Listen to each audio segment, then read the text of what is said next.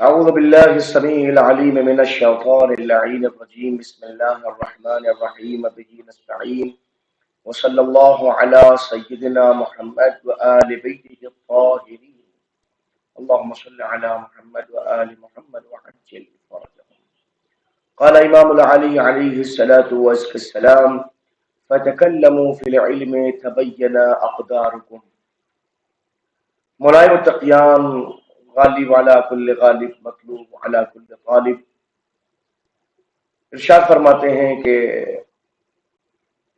اپنے علم کے اعتبار سے کلام کرو، اپنے علم کے اعتبار سے گفتگو کرو، اس لیے کہ تمہاری علم کے اعتبار سے گفتگو کرنا تمہاری اقدار کو اور تمہاری قدر و منزلت کو ظاہر کرتا ہے۔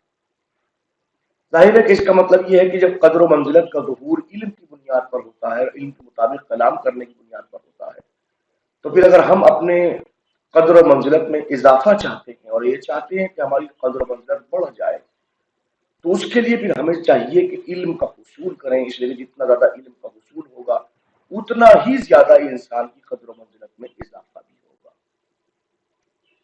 آئیے، کتاب آپ کی اسکرین کے اوپر موجود ہے، اپنے درس کو ملاحظہ فرمائیے، علم کا حصول کیجیے تاکہ آپ کی قدر و منزلت میں اضافہ ہو سکے۔ اللہ میں عزیز، آپ کی خدمت اقدس میں منکرین بعثت انبیاء کے دلائل کو پیش کیا جا رہا تھا۔ جو منکرین بعثت ہیں ان کی دلیلیں کیا کیا ہیں، ٹھیک ہے نا؟ پہلی دلیل اور اس کا جواب دونوں آپ کی خدمت اقدس سے پیش کر دیا گیا۔ آج ہوئی الدلیل الثانی، دوسری دلیل، ٹھیک ہے نا؟ قد دل العقل، بالتحقیق عقل دلالت کرتی ہے کس بات کے اوپر؟ الا ان اللہ تعالی حکیم، کہ اللہ سبحانہ و تعالی حکیم ہے۔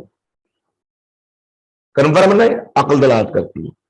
والحکیم لا يتعبد الخلق الا بما تدل علیہ عقولہم، اور حکیم کا مزاج یہ ہوتا ہے وہ اپنے بندوں کو تعبد نہیں کرتا، عبادت کے لیے نہیں کہتا یا ان کو عبادت کا حکم نہیں دیتا، مگر بما تدل علیہ عقولہم، صرف ان چیزوں کے ذریعے سے حکم دیتا ہے کہ جس کے اوپر ان کی عقلیں دلالت کرتی ہیں۔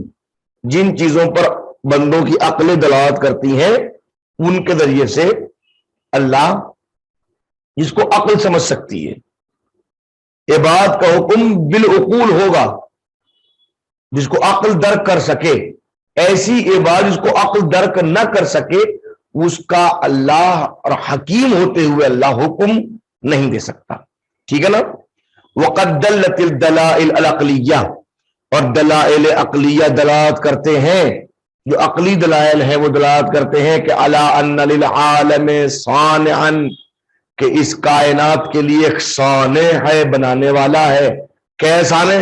عالمن، جو صانع عالم ہے، قادرن، جو قادر ہے، حکیمن، وہ صانع عالم قدیر ہے، حکیمن، وہ صانع عالم حکیم ہے، ذو حکمت ہے۔ وَأَنَّهُ أَنْعَمَ عَلَىٰ عِبَادِهِ، اور اس پروردگار نے اپنے بندوں پر مختلف نعمتیں نازل فرمائی ہیں۔ کتنی نعمتیں؟ کہ توجب الشکر، کہ اس کا نعمت کا نزول باعث شکر ہے کہ اس کا شکر ادا کیا جائے۔ فَنَنظُرُ فِي آیَاتِ خَلْقِهِ بِعُقُولِنَا، ہم کیا کریں گے؟ ہم اللہ کی مخلوقات کے اندر اپنی عقول کے ذریعے سے نظر کریں گے۔ وَنَشْكُرُهُ، اور اس کا شکر ادا کریں گے، بِآلَائِهِ عَلَيْنَا، ان تمام نعمتوں کی بنیاد پر جو اس نعمتیں اس نے ہمیں عطا فرمائی ہیں۔ وَإِذَا عَرَفْنَاهُ، اور جب ہم اس کو ہم پہچان لیں گے، وَشَكَرْنَا لَهُ، اور اس کا شکریہ ادا کر لیں گے، اسْتَوْجَبْنَا ثَوَابَهُ، تو وہ ہمیں ثواب عطا فرمائے گا۔ وَإِذَا أَنكَرْنَاهُ، اگر ہم نے اس کا انکار کر دیا، وَكَفَرْنَا بِهِ، اور اس کی تمام تر نعمتوں کا کفران کیا، اسْتَوْجَبْنَا عِقَابَهُ، تو نتیجہ کیا ہوگا؟ ہم اللہ کے عقاب کے مستحق ہو جائیں گے، عذاب پروردگار کے مستحق ہو جائیں گے۔ فما بالنا نتبع بشرا مثلنا، اب ہمیں کیا ضرورت ہے کہ کوئی ہم جیسا بشر آئے اور ہم اس کا اتباع کریں؟ بات سمجھ میں آ گئی؟ سمجھ میں آ رہی نہیں؟ اگر یہ دلیل منکرین نے بے عزت کی ہے تو پھر آپ کا کوئی جواب، اگر ہم اس کو جواب دینے لگے کوئی جواب کیا دیں گے؟ جواب دیا انہوں نے، سنیے ہوتا ہی ہے ہم جیسا بشری تو ہے، قل انما انا بشر مثلکم، رسول کہیے کہ میں آپ جیسا بشر ہوں، اگر ہم جیسا بشر نہیں ہوگا رسول تو پھر ہم اس کی اتباع کیسے کریں گے؟ کیا آپ کسی جن کا اتباع کر سکتے ہیں؟ نہیں کر سکتے آپ. جس کا اتباع کریں گے اس کا بشر ہونا ضروری ہے. اگر وہ بشر نہیں ہوگا تو آپ وہ کھائے پیے سوئے جاگے سب کچھ کام ہماری طرح کرے، تبھی تو ہم کہیں گے جیسے ہم کرتے ہیں یہ بھی کرتا ہے لہذا ہم اس کا اتباع کر سکتے ہیں.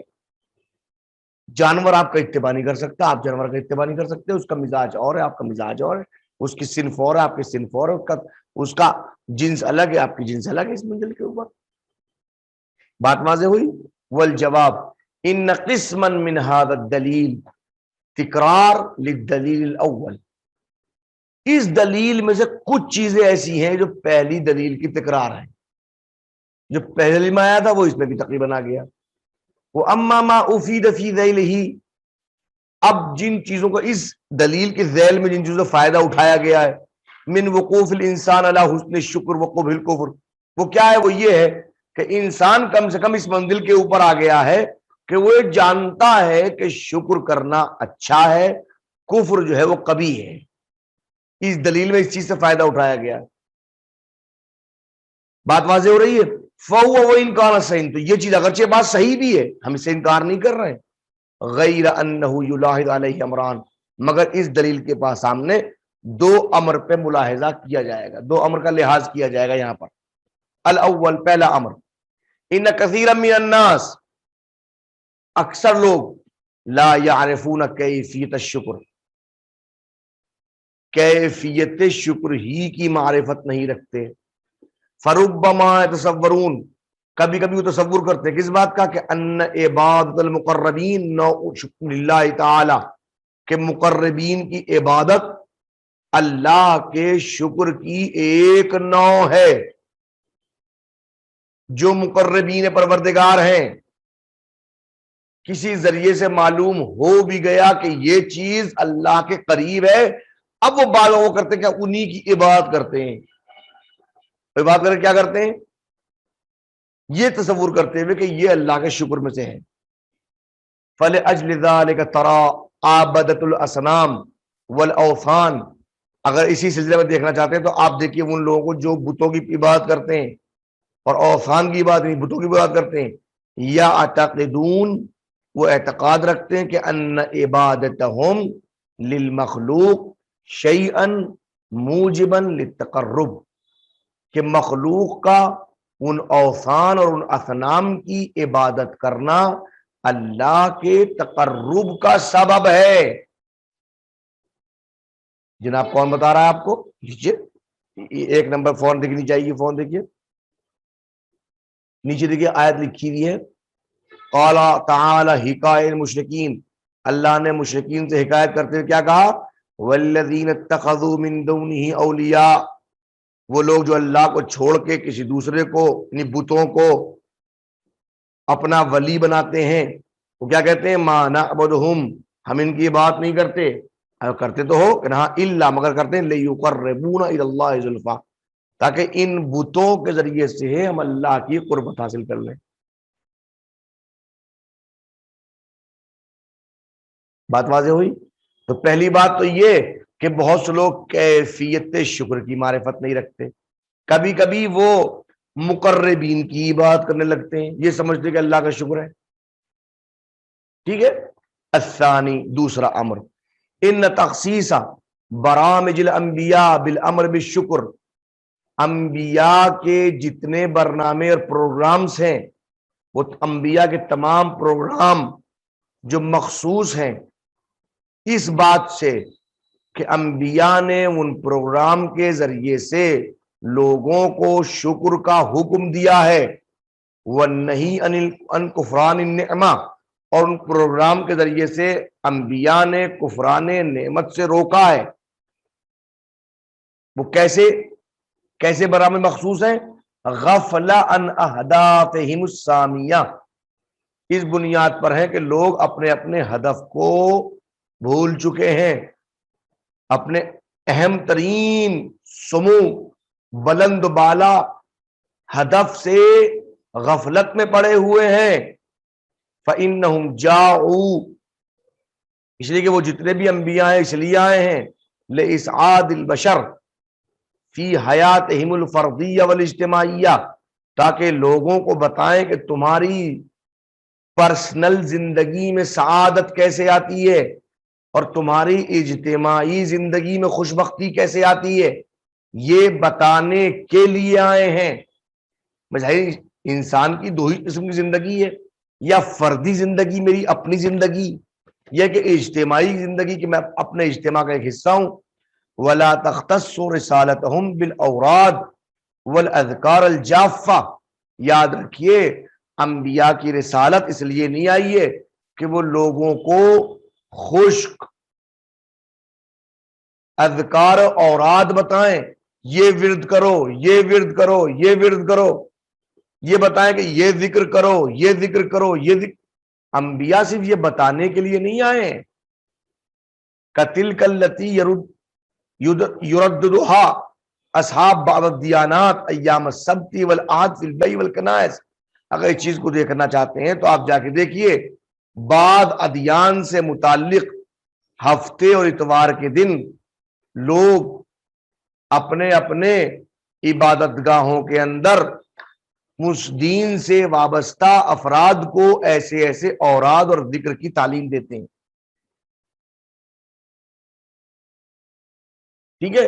وَإِنَّكَ لَتَقِفُ عَلَىٰ عَظِيمِ أَهْدَافِ رِسَالَةِ النَّبِيِّ الْأَكْرَمِ صلی اللہ علیہ وسلم، اور اگر آپ چاہتے ہیں کہ حضور سرور کائنات کی عظیم اہداف کے اوپر نظر ڈالیں تو یاد رکھیں اذا وقفت علی کلمتہ المأثورہ، اگر آپ اس کلمے کے اوپر جو امام سے اور حضور سرور کائنات سے یا اللہ کے حوالے سے ان پر ان اہداف کو بیان کرنے کے لیے جو کلمات مأثور ہوئے ہیں، مأثور سے مراد امام کی طرف سے ہم تک پہنچے، ان جملوں کو اٹھا کے دیکھیے۔ اب اس میں سے مثلا انی قد جئتکم بخیر الدنیا والآخرہ، حضور صلی اللہ علیہ وسلم نے ارشاد فرمایا ہے، کب فرمایا؟ یہ دعوت الشیعہ میں فرمایا، انی بے شک میں، قد جئتکم تمہاری طرف آیا ہوں، کیوں آیا ہوں؟ بخیر الدنیا والآخرہ، دنیا و آخرت کی نیکیاں اور خیر لے کے آیا ہوں۔ وہ اوراد بتانے کے لیے نہیں آئے، وہ اذکار بتانے کے لیے نہیں آئے۔ سعادت اجتماعی اور سعادت انفرادی کیسے میسر ہوگی، کون بتائے گا؟